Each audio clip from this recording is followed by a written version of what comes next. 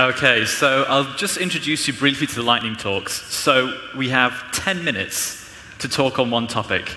And after 10 minutes, we just get cut off. We don't get to talk anymore. We just have to stop and start again. So it's going to be fast. I apologize to our two fantastic translators in the back that I might be talking a little bit quickly. But if you miss anything, you can ask me questions at the end of the day. Okay. 3, 2, 1, go. Okay, so I don't have any Korean to start with. I'm very sorry. That's the only two phrases I know. My name is Dave Crawford. I'm a senior design program manager at Microsoft, so I'm worried about all the design things, particularly when it comes to apps and the experience we have on Windows. And today I'm going to give you 5 design tips and tricks in 10 minutes. So first one, make the best use of the controls available to you. Now this may sound like common sense, but we've seen a lot of people copying design patterns from other apps across Windows and thinking that that is the only way to use them. We have a lot of new controls in Windows 10. And in previous versions of Windows, you may have seen us encourage you to use hubs or panoramas or similar things to that. In Windows 10, we aren't doing this anymore. We want you to pick the experience that is best for your users, the experience that is best for your app. Equally, you may have seen the new hamburger control, or the split view control as we call it, being used in a lot of apps recently. That's just a new control to give you guys more options. Just because you're seeing it in some of our apps, it doesn't mean it's something you have to use. It's just something we're trying out. Some partners have asked for it, so we've made a control for them. Overall, though, what we want is a great experience for your user. We just want you guys to build great apps and provide great experiences. So please just do what is best for the people who are going to be using your app. So here are some of the new controls we've got. The relative panel is amazing for helping you lay out content relative to one another, which also helps you when screen sizes change. We have split view, which is also known as the hamburger control. We have the pivot and tabs, the command bar. We've got loads more that we're bringing to Windows 10. And remember that these work across all Windows 10 devices. But make sure you pick the right controls for the job. Next one, design in effective pixels. Effective pixels is this new unit of measurement we've introduced in Windows 10. Because we have so many different screen sizes, at so many different resolutions, and so many different DPIs, it's going to be difficult to design for something consistently. So we now have effective pixels. Now basically, we have a scaling algorithm that works behind the scenes to figure out how to scale your content onto the screens. It takes into account viewing distance, and it uses these resolution-independent pixels. This means that if you make an item on your screen that's going to be, say, 1 centimeter tall on a phone, if you place it next to a larger phone or a smaller phone, it's still going to be 1 centimeter tall across those phones. I'll answer any questions you have about effective pixels later on, because it is quite a mind shift from what you're used to. And our scaling algorithm is based on a 4x4 grid.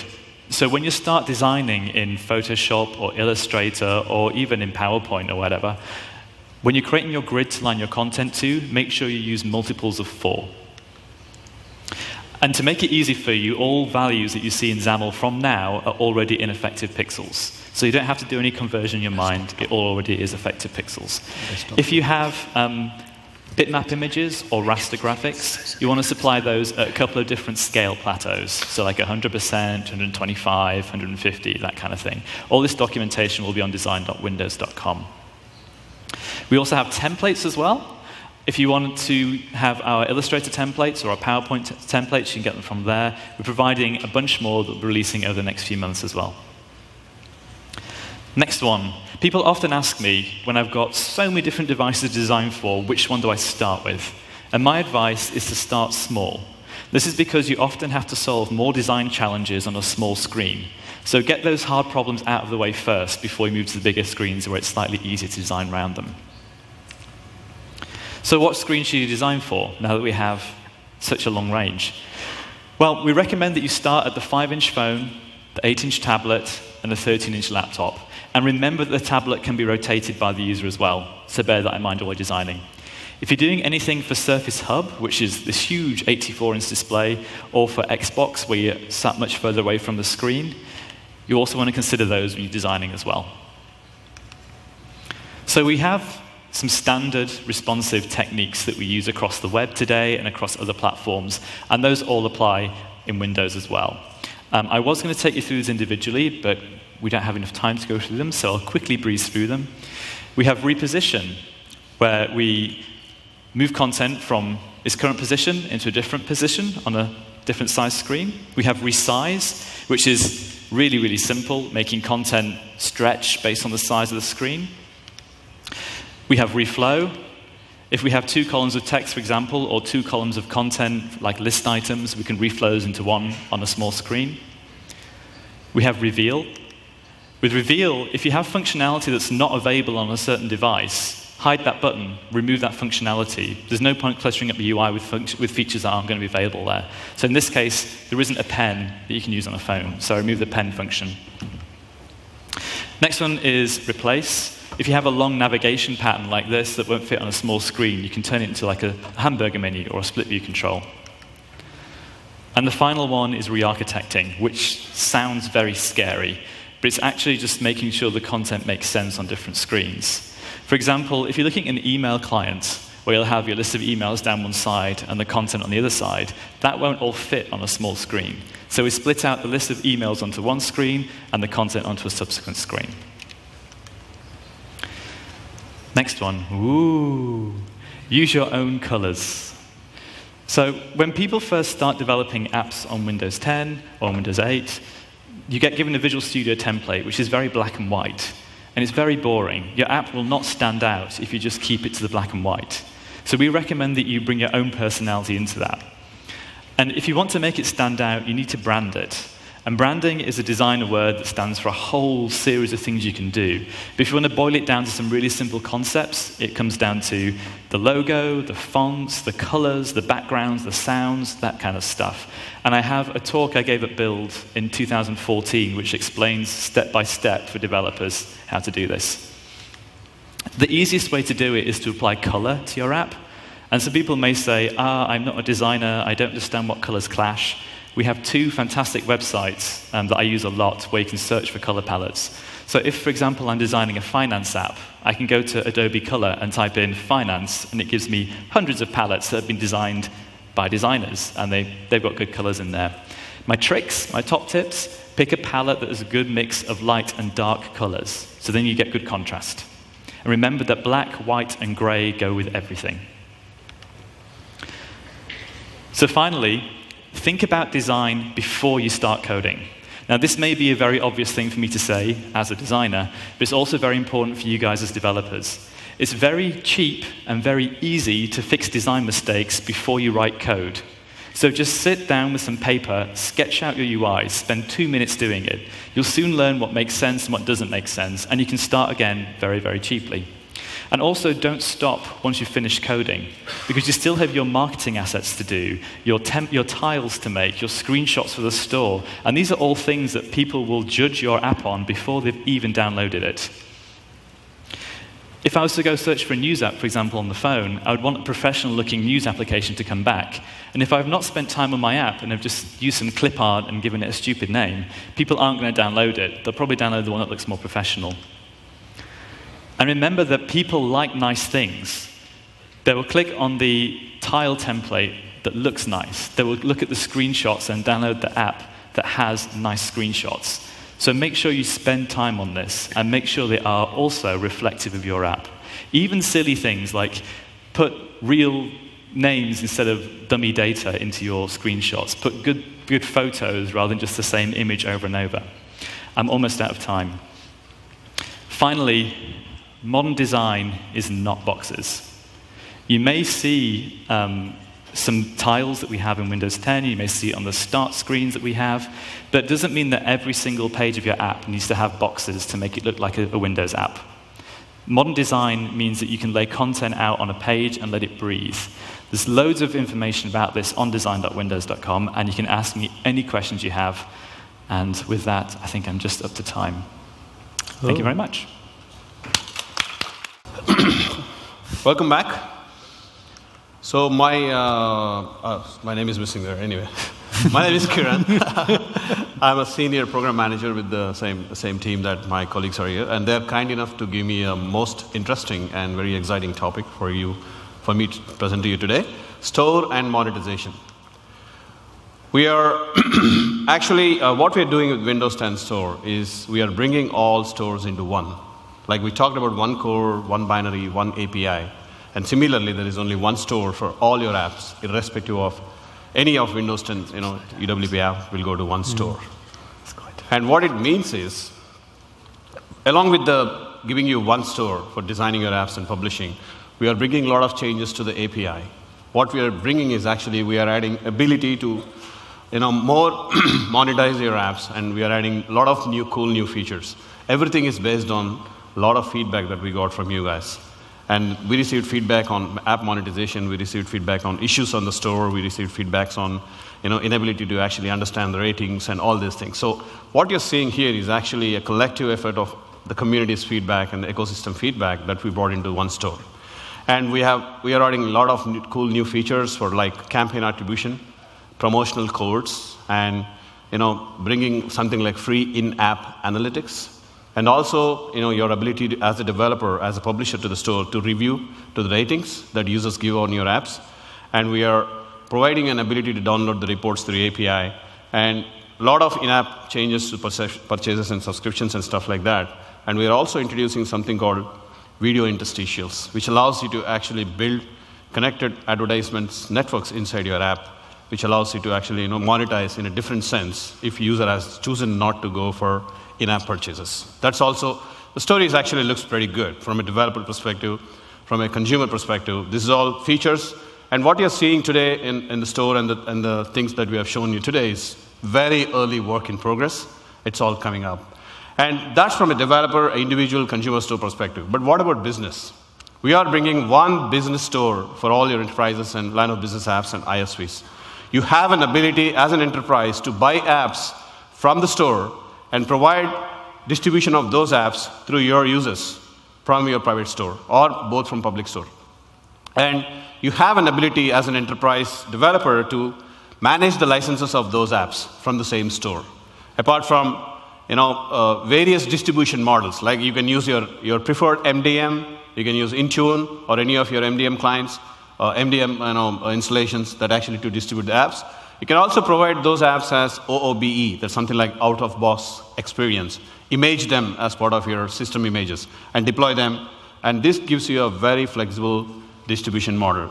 And apart from that, any management tools that you're using, your company might be using System Central, your company might be using Intune, or a company might be using third-party MDM like AirWatch and those kinds of stuff. We still support. And MDM, mobile device management as a client, is a first-class citizen in Windows 10. So it has all the ability for you to actually manage and reclaim and then deploy and distribute. Apart from that, we are providing a very unique support for line of business apps. We understand that line of business apps is very important from an enterprise perspective. Coming to the Dev Center, we talked about one store, we talked about one core API, one store where you publish, and we also said business store, and we have one Dev Center to do all these things, like for submitting your apps, for accessing data about your apps, for understanding the insights, for getting the analytics, and also designing a powerful monetization strategies for your apps. Now, the Windows Store comes with, there are many features which I cannot talk with the best interest of time because we're still in development stage. And the three things that I wanted to focus today is analytics. We're giving you, ability through campaign attribute ID to track user. How are you acquiring users, and understand the ratings and reviews and stuff like that. And interstitial ads, which I'm going to show you a demo soon. And one business store that I'm going to spend time on the rest of my time on this talk. So you might have designed an app. Once you publish an app, the strategy for making your app more successful is actually acquiring users. So we provide you campaign attribute based on the media that you have chosen. So you have an ability actually to go and based on the campaign ID, you can query and get the results of those particular campaign attribute ID. So we provide you unique ID for each channel that you have chosen to actually distribute and acquire users, right? And then you can track the data per user, track the data per campaign ID on the number of users that you're using, your app is being used. And better rating and reviews, this is one of the big feedback we had, which allows you to assess the trend analysis and also get into auto-translated reviews, and you can engage both public and private response, and you can respond back to your users based on the ratings and reviews that's coming up. Like I said, this is all the feedback that you guys gave. Now, more in-app purchase analytics and stuff like, much more analysis of the data and input and how you actually do the analysis of that. So let me go back on video interstitial, a quick ad, which I'll show you a quick demo. Before I go to the demo, actually this benefits is you can network advertisements into your ad and build some monetization strategy on that, apart from in-app. If users not use any of your in-app purchases, you can choose this path also. It's available on Windows 10 Universal, and it's also coming up on phone and 8.1 soon. So let me switch to this ad quickly. So what you're seeing here is actually, I have a simple app. I have a unit advertisement ID, which I actually have an opportunity to go to Microsoft Pop Center and get an advertising ID, and also an application ID once you submit to that. What you're seeing codes here is highly confidential. Don't copy. I'm kidding. You can do that. Because we also give you some temporary IDs for you to go and trial out how these things work. Then once I have that in place, I'll go and instantiate a new interstitial ad, and then I initialize that when my page loads. When the user navigates to this page, I have actually added event handlers here, depending upon the action the user performed, whether the user has seen the advertisement or not, whether he has canceled, or what he has done. Is there an error occurred while playing the advertisement? This allows you the flexibility of actually seeing how effective your advertisements are inside your app. So that's possible with the new video interstitial ad. And once you have that, I request the ad, and then I can run it. So let me just go and quickly run this app. Hope it works. We need internet for this. Cool. So come on. OK. So imagine that you have an app where you have multiple levels, and user has used first and second levels, and you wanted to, before he jumps into third level, you want him to watch a simple video. Let me just do this. Audio. They need audio. Audio. People at the back. OK. Go. OK, I'm back. We lost the audio. That audio was awesome, actually, but it's OK. That's fine. So now you see, I have seen the ad. So once user has seen the entire advertisement, I can now unlock the level 3 for him. Can you switch to the slides, please? Yep.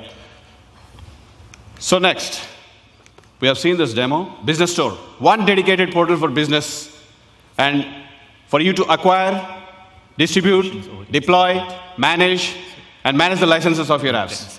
That's the business store that we are talking, right? And all the flexible distribution scenarios. I'll walk you through a quick click through on how these things look, right? So why do you need to participate in business store? You have an ability to purchase, you in the sense enterprise developers or anybody who is in the business of developing apps for ISVs and as well as end users, right? So you get an opportunity to purchase apps in bulk from the store, and you can choose offline licensing. So if you want to make any of your apps, by the time Windows 10 is available in the market, by the time Store is available in the market, make your apps for the first time offline available. You have an option to choose mode of offline. So we are allowing all free apps by the offline time, by the release time. And you can privately publish the store. So the demo here is, I think I'm quickly running through. I should not watch the time. OK, what you're seeing is actually the business scenario, business store portal that you see once you sign up for this portal. Once you log in, the two scenarios. One is IT, the administrator of the business store from your company, and the end user. So I'm going to walk you the scenario 1, which is business administrator or the IT administrator who has access to this portal and logged into that company purchased portal. Now, once I get in there, you will see all the apps. He will see all the apps that is available that he decided to purchase one app. Let's pick up one of the app. Let's assume that he bought this app, PowerPoint Preview app. And once he purchased the app, then he has an ability to make it available. If you see, is it going into a private store, or is it what kind of license type? Is it an offline or is it an online? And is it a line of business app? I have an option to choose all these things into the store. And this is completely automated and managed by any MDM infrastructure that you have. So once I do that, I will actually look at my organization users. I assign those users this particular app which I bought from the store. So what you have seen is 9, the use 8, 7. OK.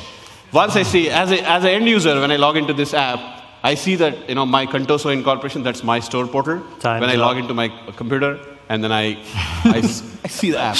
Okay, that's fine. Thank you very much, and that's about the store. Hello, it's me again. Demo? You guys are going to get sick and tired of seeing me. Right, okay. So I'm going to talk to you a bit about Bluetooth beacons.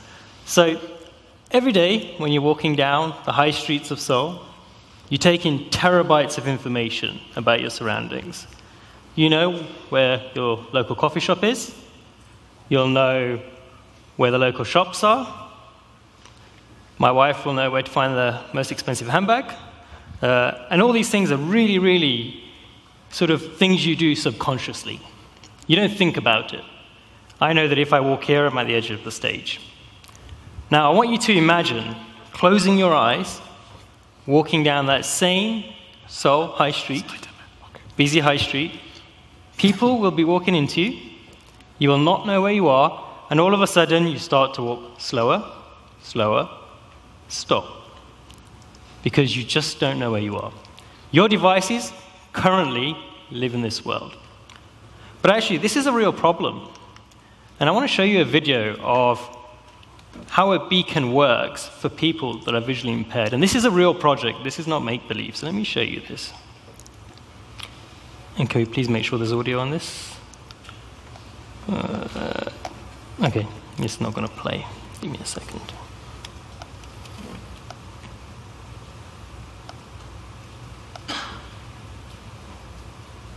Time's ticking. I know. No pressure. All right, we're going to skip the video. Heavy pressure. Too much pressure. Okay, fine. So, in essence, what a beacon does is it gives your app surroundings. It has knowledge of where you are, purely based on Bluetooth low energy. It's easy to set up and install, and it comes, as Dave tells me quite importantly, a variety of shapes and styles. So here you can see one here. This is by one company that does beacons. So how does a beacon work? Well, actually, it's pretty simple. All it does is it transmits advertisements over the Bluetooth LE protocol. The data or the advertisement contains service identifiers, which are UUIDs, and it also adds extra proximity information so you know how close you are. The advertisements, their frequency, their range, and their identifiers can be set up by simply pairing to it. But as a third-party device, no pairing is required. So, apps interacting with Bluetooth. Well, it's pretty simple, really. I'm going to show you a demo in a bit. But in essence, all your app does is it searches for beacons around itself. It'll configure some filters to make sure that you don't get hundreds of beacons around you, so you might be very specific based on your app. And then the application determines the context of that beacon. So a classic example could be, there could be a beacon in this room. And actually, depending on which app you load, it determines what that beacon means. And sometimes it will do this by either looking in a local database or going up to the cloud to try and see what that means. Some applications use RSSI information to work out how close they are. This is particularly very useful when you're in maybe stores or if you're in a museum, because you'll find so many beacons that you want to make sure that if you're going to give information about a subject, that they're close enough. So let me quickly walk you through a demo with hopefully plenty of time. Fingers crossed. OK, can you please switch me to this machine? Which one? Yep, just to the slide button. Thank you. Cool, so I'm going to show you some really quick code. So the nice thing about Windows 10 is not only can it search for beacons, but it can pretend to be a beacon too. So I'm going to show you a very simple app first, and then we'll walk through how that works. So on my phone, let's get that running. Yes. I have an app. And I'm going to run this. The beauty of Universalis is the same application, and all I've done is deployed it to two different devices. Right, so what the Bluetooth beacon is going to do on the PC is it's going to advertise information about where it is. So I'm going to start that. Now on the phone, what I will do is I'm going to listen for advertisements, and I'm going to display the proximity of the phone to the machine. So let's start this. And you can see that the further away I get, without the cable breaking, the different values I will get.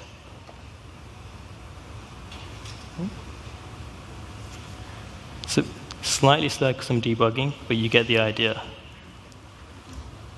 I promise you they're not random numbers. So, hey, I'm going to show you code. I'll prove you wrong. I've got 4 minutes to show you. So let's look at the publishing. Let's first look at what the PC was doing. So really simple. I have a start and a stop button. Hopefully I don't need to explain too much of that. But really, what I'm doing here is I create a Bluetooth LE advertisement publisher. And all I'm really doing, really simply, is when I click the start button, I set the manufacturer data. This is something you can set. You can actually set a lot of data about what your advertisement looks like, but I try and keep it as simple as possible. And in here, all I'm just doing is I'm just taking 1 as that value, and I just write it to the packet, and then I just start. And all this is going to do is it's going to take that information that I'm adding to the manufacturer data and publish it out. It doesn't care who's listening. That's the beauty about a beacon. There is no connection or no pairing. It just fires and forgets. Now, on the phone, let me show you what we do. We have a random number generator. No, we don't have a random number generator. Right. So what I have on the phone is I have the Bluetooth LE advertisement watcher, not the publisher, right? It's the watcher. The 3 main steps you need to do. You need to wire up to listen to an event. If you don't, it will throw an exception, so it's kind of obvious you've got a problem. The second one is to configure the filters. If you don't configure the filters, what's going to happen is your phone will find every beacon, and then you won't have much battery life afterwards. And the third thing you need to do is make sure you start it. It sometimes happens to developers that everything doesn't seem to be working because they forgot that one magic line. So here we go. So let's look at the watcher received. So here you can see, every time I get an advertisement, I check the manufacturer data. I get the first one. I read it using the normal data reader. This should all be very familiar to most of you.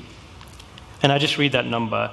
If it equals 1, so this is my lookup, remember, because I could do various numbers. But if it equals 1, I basically just want to show the RSSI strength. And if it equals something else, I just don't change anything. Pretty simple.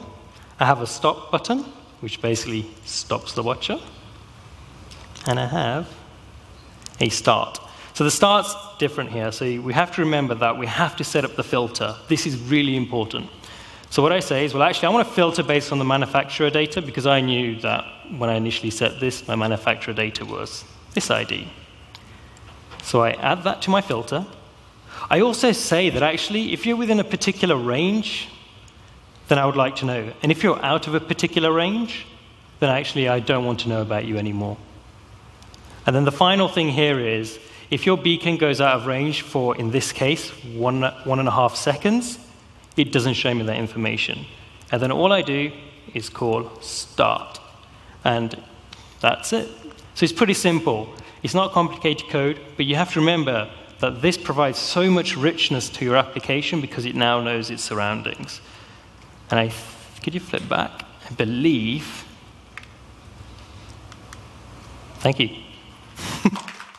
Okay, so I'm going to talk to you guys about Cortana and speech. Okay, so let's do this. Now, as you know, we're bringing Cortana everywhere.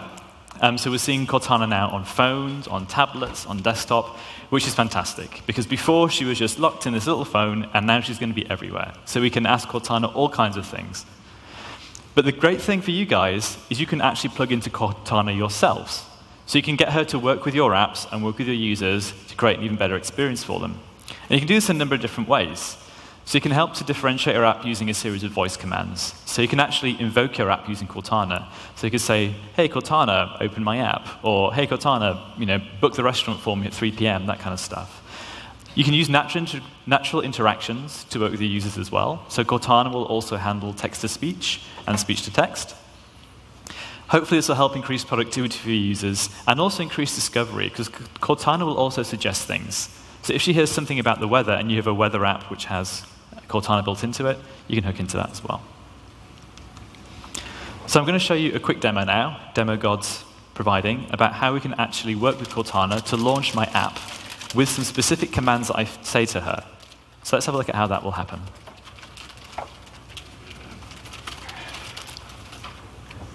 Oops.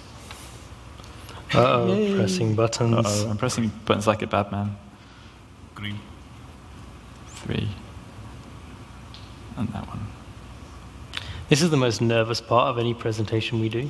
Yeah, one moment. We may have to switch to another one while we get the AV working. There are like a million buttons here, Let's try that again. and they're not labeled. We've got a red one and a green one, but whichever one you press, we're never sure what happens. Oh, come on, Mr. AV guy. My time's Yeah, going. yeah. My time's going. Time. This one's 3. Yeah. Oh no. That's it, press the same million buttons. So basically, the app that I'm going to show you guys, when it starts to show up on the screen, We're so sorry. which it might not do. No. Okay. I think what we should probably do is pop into your talk. Oh, yay, we're live. Yay. Okay, so You have 10 seconds. I have to, oh my God, I've got no time left. So this is my little AdventureWorks app. Basically, it's an app that's going to help me plan my trips. So it's a very simple app. I have a list of trips down one side, and if I click on one of the trips, it gives me the detail. Now, again, another demo God permitting, since this is going to be using the internet and speech recognition, and I'm wearing a microphone, we're going to try and invoke this using Cortana. So let's just wait for that to finish. I'm going to put my hand out of the way so the mic doesn't get too echoey. AdventureWorks, show my trip to London. Okay, showing trip to London. Woo! Okay, so you see, thank you. So you see that Cortana has opened my app, but not just opened my app at the start page, she's also opened my app at my London page, which is fantastic because that's what we wanted to do. Getting the time out.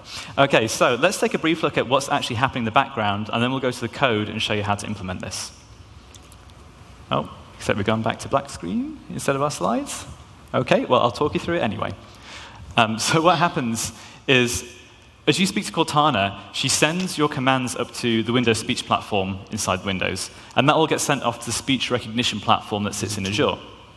That processes the input, figures out what it is, and sends it back down to the phone. Now, what your app has to do is register a voice command definition with Windows. And this basically is a list of things that you can say to invoke your app so that Cortana understands how to start your app based on what you say to it. So let's see how it actually works. If I go back to my demo now. Yep. Yay, we're up. You got it? Yep. I need to be at the right computer there, that helps. Cool. Okay. So the first thing we do is we specify our voice commands in an XML file. It's a very simple file. We have the name of our app at the top, along with the language we're actually talking in. I have to try and put on an American accent, because otherwise she doesn't always understand me with me being British. we then give an example of some of the things you can say to Cortana. So you can actually say to Cortana, hey, what can I say? And she'll give you some ideas of things you can say to this particular app. I then have a bunch of commands. I have to give one a name, obviously, and an example as well. And then I tell her what to actually listen for.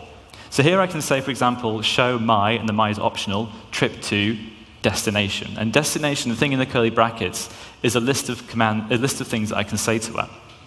And that list of things down here is this phrase list. And you can update this phrase list as your app is running. So if I add a load more locations to it, I can just add these to my phrase list, so then Cortana can also recognize those. I also have up here where the app name gets said. In order for Cortana to know which app to launch, you need to say the app name somewhere in that phrase. So I can say it's got to be before or after this phrase. So I can say, Cortana, AdventureWorks, show my trip to destination, or show my trip to destination AdventureWorks. The point is I have to have AdventureWorks in that phrase so she knows which app to launch. And at the end, I have some feedback, which is Cortana saying, OK, showing your trip to London or showing your trip to wherever, and she'll use that same wildcard, that same destination wildcard.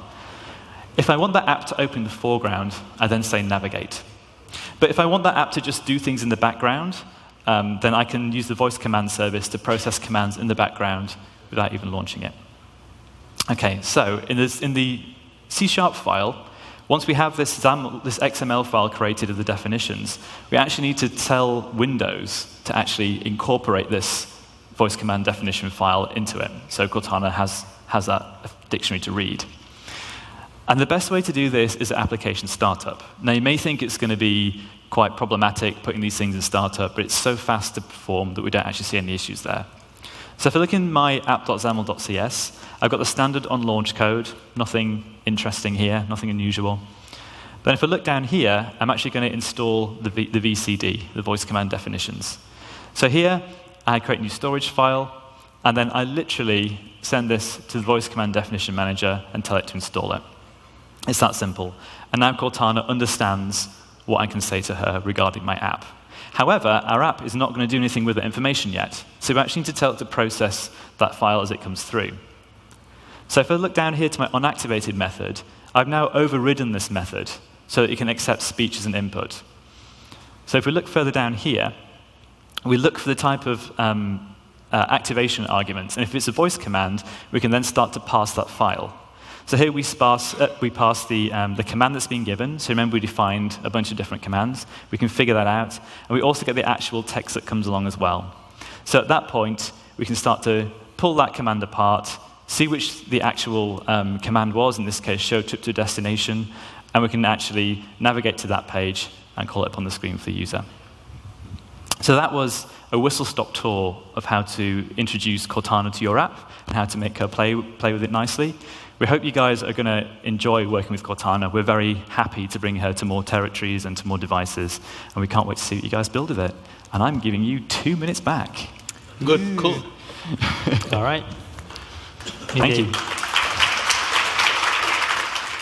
I have 5 seconds. Cool. So I'm going to talk to you now about resource and diagnostics. So, who's seen this before?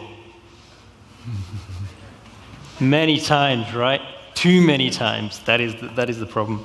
So this is like a technology person's worst nightmare, second to no Wi-Fi, right?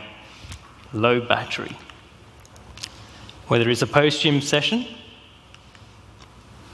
funny cat pictures, you have to make a decision as to what to use your battery on. I've seen crazy things. I've seen people try to power their phones with coffee, solar, pizza. Pizza doesn't work, trust me, I tried it. And as you start seeing, actually, there's a big power gap between the various devices. And these depend on a load of things, like regional differences, the different types of devices, and also the hardware spec. So what we've done is we've been able to make sure that Windows 10 is efficient in both memory and CPU. But we're also allowing you, the application developer, to plug into that to make sure that actually, when people are using your app, you have the knowledge of how much battery they have. Should you be doing a GPS location right now because they have no battery? And what I'd like to do is show you a bit about the code that's involved to do that. So let's switch to number 2. 2. Yep.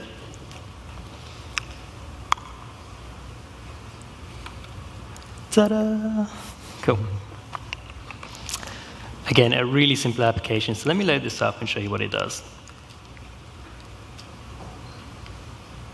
So here is information about my laptop. You can see it's 100% charged because I've got it plugged in. It's 96% health. Kind of odd. It's only a month old. I've got some memory report about the usage and the processor usage. What I can do is if I unplug it, watch what happens here. So notice how I got notified that there's a change and my battery is going to die after a very long time. I'll plug it back in. So what I'm going to do is some calculated maths to show you what happens with the process and the memory. So let's calculate pi. And let's calculate squares at the same time. Let's do some loading of images. And you can see here, actually, the nice thing is Visual Studio already does this for you. But you have access to this information as we start doing these calculations. So let's show you what that is.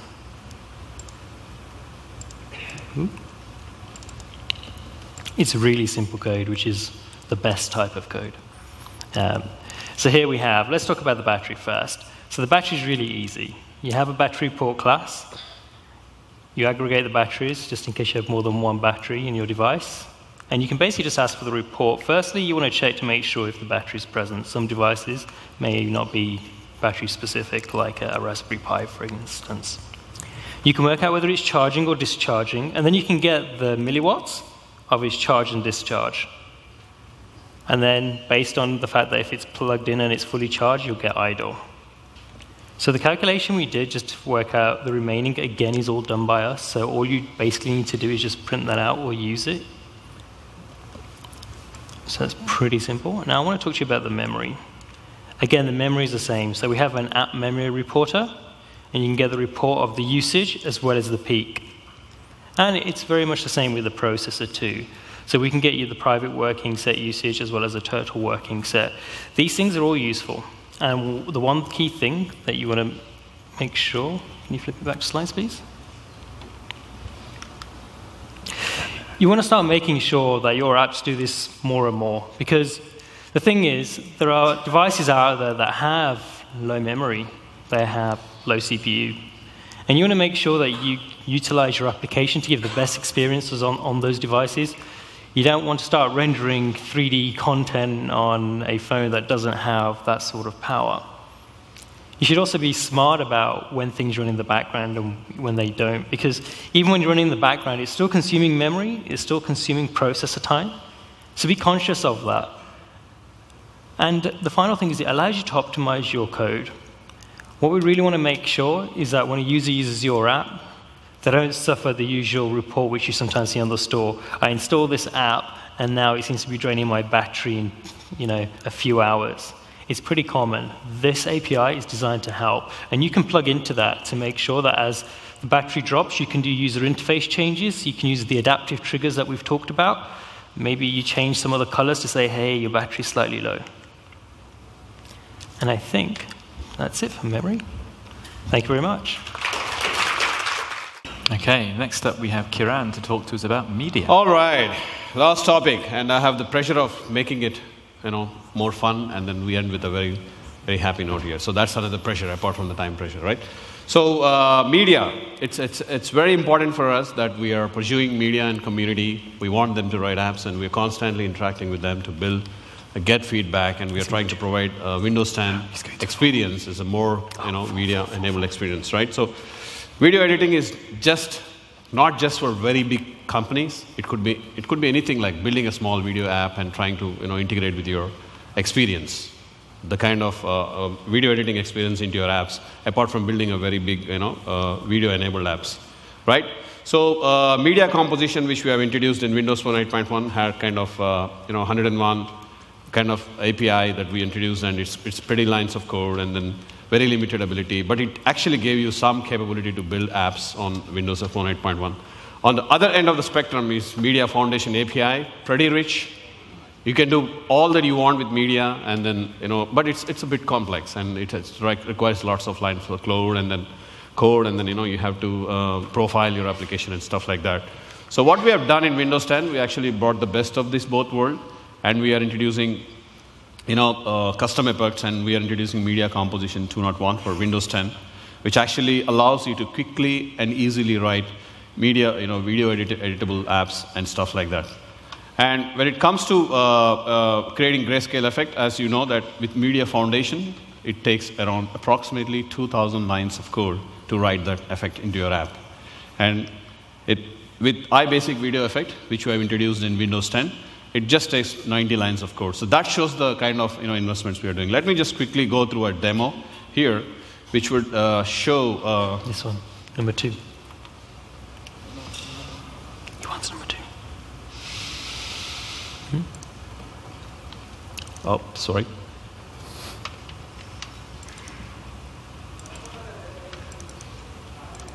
I have to choose the different machines because I have 2 media apps that I wanted to show you.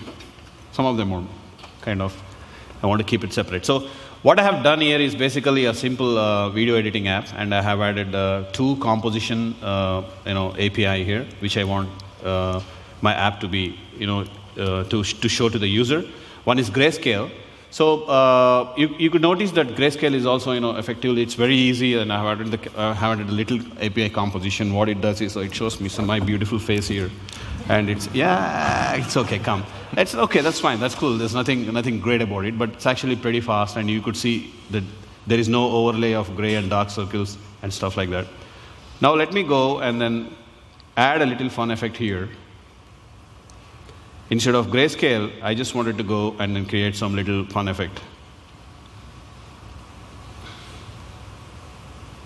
So I have created another effect here, which called play, by using the new iBasic video effects. And all I want to do is sorry, it's fun, it's not play. Okay, I want it to be more funny. Now it's time for you guys can jump in. I hope it runs. Yep. So let's see what the effect is.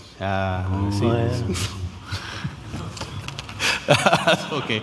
So it's actually pretty easy, and then it's a very simple line of code to bring that effect that you want from writing a complex grayscale effects to that of switched back to the slides. Or if you want to write a simple grayscale effect, or you wanted to bring more fun kind of, or more effects into your video editing apps, it's possible with the iBasic video effect that we have introduced in Windows 10. Now moving on to the path, MIDI, it's not just 90s story that MIDI was popular using as a ringtones for phones, right? It's still popular in majority of the areas where a lot of media community and then a lot of music guys, media audiophiles guys, these people really continue to use the MIDI format.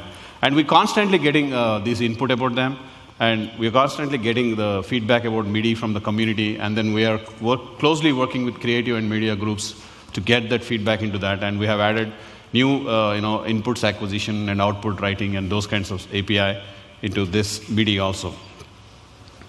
So we support all types of codecs, anything from FLAC to LAC to AMR and all these things. We have expanded the type of codecs that we support in video when it comes to Windows 10, so that we make it more, more and more developers which are using different kinds of codecs actually can take the benefit of Windows 10 UWP. And also, we also increased the audio stream categories like movie, media, game chat, and we have added new controls in this area too, so that we make Windows 10 more adaptable for media and then creative community for audio and then video kind of effects. And XAML media element is another control that we have introduced.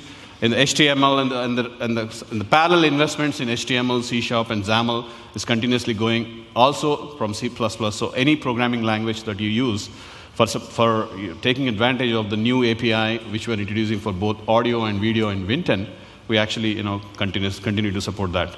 So I'm just going, low latency is one of the things that we are introducing, and we have added a new Windows 10 low latency audio API and the NuGet package preview last year, and we have received a lot of feedback around that, and we constantly expanding or improving that, and drivers are available for what is the minimum window buffer size is needed depending upon the latency. So latency is also very important for us.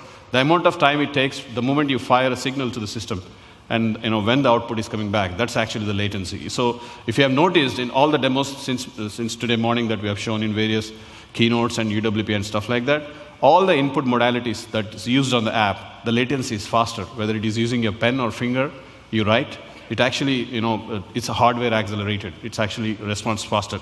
Similarly, on the latency side, on both on media also, we are pretty much, trying to get the maximum latency available on the app. You have an opportunity to query that, and then you can also optimize the hardware, multi-core and stuff like that to build that apps. Now, we are also supporting web audio in the Microsoft Edge. Continue to do things more better for the media community, and also we are introduced the new audio graph API as part of optimization for audio and then creation on all demos. So let me switch to a demo. I want this machine. Yep. Okay, so what you're seeing here is actually a quick demo of low latency audio VPI. I'll show you. Let me show the code first, and let me go back here. So there's very little space here. I need to adjust. Okay. So increase your font a bit. Yeah. It's okay. So what I have instantiated here is a new audio graph to create a new audio graph and an output based on that. And I have instantiated the new audio graph settings here. And I have used the the render category as media. Then the selection mode is where actually I have gone for the lowest latency possible from the hardware. That's what I have used here. And then I created the audio graph. And then to actually load the respective audios, what I have done is, if you can go to the Solution Explorer, I have some assets assigned here, but actually it could be recorded or pre-recorded. It can be live too. So based on that, I have created the output here, which is device output, and I'll wait for the system to get back on the device output node asynchronously, so that it doesn't block your actual execution on the UI. So then, if I have any failure on creation of audio, then I have an opportunity to handle the input. So what this app does, let's see. It has to do something. So this is a simple API where I've used a simple app where, see, I can be a drummer. Suddenly, Steve Brooks actually popped up. He's our CVP of the DX, and what he says. Let's switch gears. Let's switch gears. Let's switch gears. So we want you to switch gears. You understood the new Windows 10 app development. You have understood. You have seen all the things and how to take the advantage of this great evolution of Windows 10. So I hope you enjoyed the sessions. And if you have any questions, we'll take up at the end of the Q&A. Thank you. Cool. Thank you.